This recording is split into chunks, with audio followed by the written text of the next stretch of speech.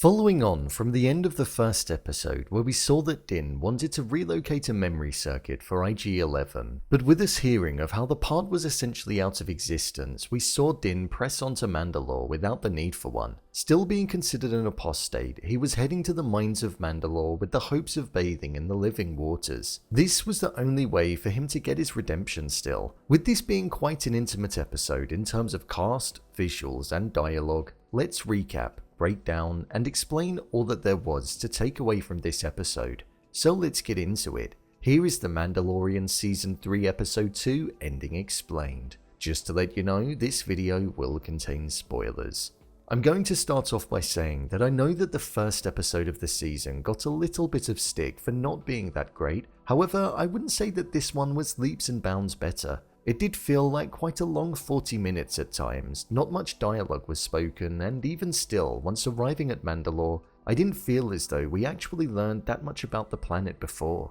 We just got a lot of facial expressions of sadness about how the planet used to be thriving, but how now it was essentially just a tomb that held all of the memories of a world that once was. It would have actually been good if there was some kind of flashback to where we could have seen how the world used to be. Maybe a section more focused on Bo-Katan discussing when she was ruling briefly, but that could just be me. It would just help build the stark comparison to what we were watching on screen in that specific moment. We saw that Din and Grogu were heading towards Mandalore in order for him to be redeemed by bathing in the living waters within the mines of Mandalore. Due to not being able to get a memory circuit, we saw them acquire an R5 astromech, who you could argue brought some sense of comic relief to the episode. R5 astromechs are considered to be cheaply made versions of the R2 astromech following their success, and I guess you can kind of see that with the way that it's been designed. It was reluctant to do what Mando was ordering due to the fear that it had within it, which would be comical at times. Once on Mandalore, we essentially spent most of the episode on it.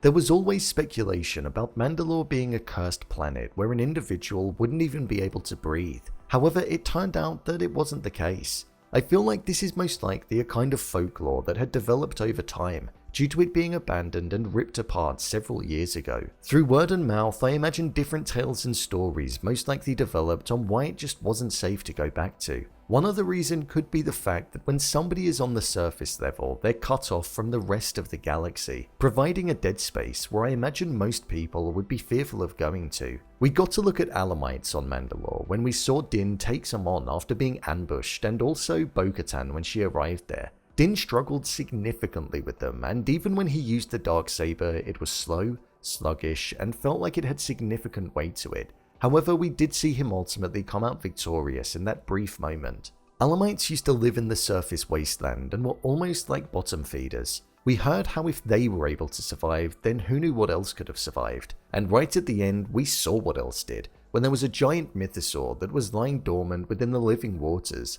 Mythosaurs are ancient creatures that tie into the prophecy that's linked closely with Mandalorians, with the skull of the beast being the symbol of Mandalorians and it being a creature that was once tamed in the past and rode upon. The belief that they were extinct was something that up until now was what everybody believed. However, with them potentially still being within Mandalore, it changes a lot. We saw that the training that we've seen Din giving Grogu, where throughout the first two episodes they've been together inside of his ship, it came in handy when we saw that Din was captured by a weird droid creature combo, and Grogu had to go back and fly to get Bo-Katan. Grogu was able to do so without any issues and even navigated around Mandalore, showing that the skills that they've been acquiring were sinking in a little more. We even saw Grogu use the Force, showing that the strength within them is getting more powerful. The type of creatures and beings that are currently residing on Mandalore resemble nothing of its past, or at least what we know of it. The Alamites, the flying crocodile type creature, and also the droid creature hybrid, only things that survive on the bare minimum and thrive in a wasteland, an environment that the once thriving city has now become. Right at the end of the episode, we saw that Din reached the living waters after being shown how to get there by Bo-Katan after being rescued by her.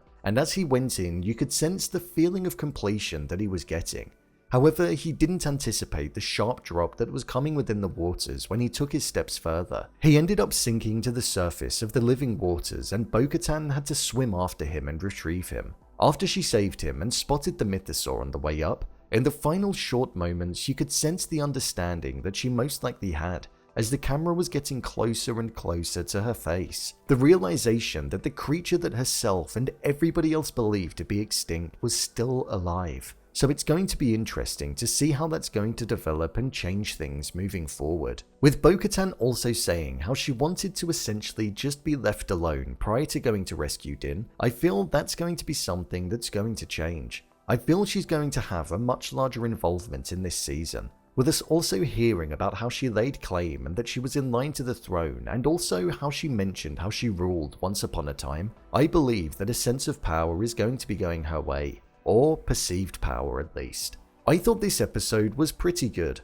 Like I said at the start of the video, it wasn't the most action-packed episode that we could have probably had, but it developed the plot forward, even if it was done quite slowly at times. We saw that Peli made an appearance, which was good to see. However, her performance is something that I think ties into something else that grated on me a lot in this episode, and that was the delivery of the dialogue. It felt slow and like it lacked any real emotion behind it. Peli had that, and also Bo-Katan too. Nothing felt sincere and it just felt like words being read off of a script. I do find that the obvious does get stated sometimes in this show, and I do wonder why that's the approach that gets taken. There were a couple of jump scares within this episode too, which I thought worked quite well from a tonal perspective. They did catch me off guard, and that element that was embedded within this episode did really work, and I'd like to see more of. It was interesting seeing Mandalore in the state that it was in, because it showed the devastating effect of what war can do to people, land, and a place that one would call home. The revelation of the Mythosaur is something that I feel needed to happen in this series in order for it to have some legs and for things to change. Following the success of the first 2 seasons and there not necessarily being an appetite for a story of Grogu and Din roaming around the galaxy aimlessly, having a genuine game changer within it is what I feel this show needs in order for it to get the engagement that it's seeking and get the depth of story that it can carry for another 8 episodes. I'm intrigued to see what's going to happen next week. If Din will still be considered an apostate, and how the news of the Mythosaur still being alive will go down. It's going to be interesting for sure. So, there you have it, The Mandalorian Season 3 Episode 2 Ending Explained. If you want to see more videos such as Endings Explained, theories and predictions and character breakdowns, then click on the I button, or alternatively you can head over to my channel where you'll find them all. If you'd like to give me a show or movie that you'd like me to review, then head over to my Twitter, @brainpilot_, and tweet me what show or movie you'd like me to review next. And finally, if you'd like to see what I rate the latest movies that don't quite make the cut to getting a dedicated video, then head over to my Letterboxd profile. It's where I rate the latest releases in real time. What did you think of this episode? Leave a comment down below, and don't forget to subscribe. I'll see you next time.